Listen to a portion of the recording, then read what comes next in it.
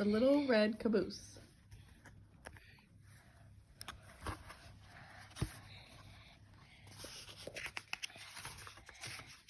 The Little Red Caboose always came last. First came the big black engine, puffing and chuffing. Then came the boxcars. The toy cars. Then the oil cars. Then the coal cars.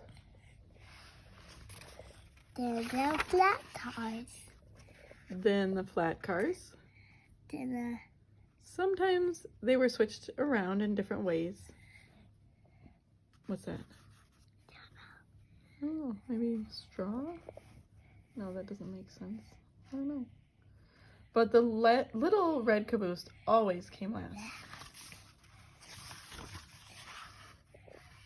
Boys and girls waved at the big black engine. They listened to the boxcars and the oil cars and the coal cars and the flat cars go clickety-clack.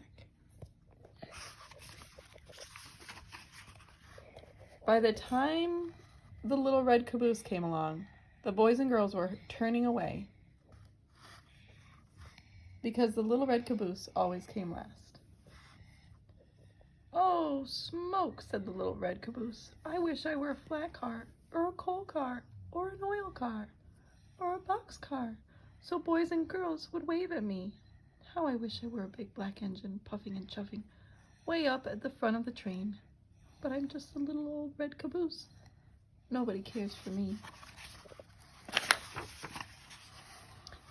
One day the train started up a mountain. Up went the big black engine, up went the boxcars, up went the oil cars, up went the coal cars, up went the flat cars, up went the Little Red Caboose. "Hang on tight, little caboose," called the flat car. "This is a long, tall mountain, and you are the last car on the train." "Don't I know it?" sighed the Little Red Caboose. "Poor me."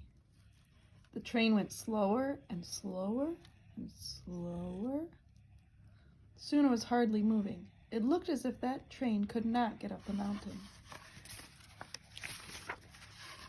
"Look out, little caboose," called the flat car. "The train is starting to slip back down this long, tall mountain." "Not if I can help it," said the Little Red Caboose. And he slammed on his brakes, and he held tight to the tracks, and he kept that train from sliding down the mountain. that's scary. It is kind of scary, yeah.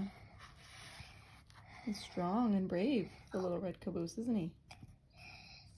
What's happening? Smoke. Lots of smoke.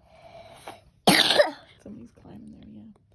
Then That's not the idea. well, they're doing it safely, I think. They practice. Yeah, they practice a lot. That's right. Then bump! The Little Red Caboose felt something push him from behind. It was two big black engines. They pushed the train up to the top of the mountain.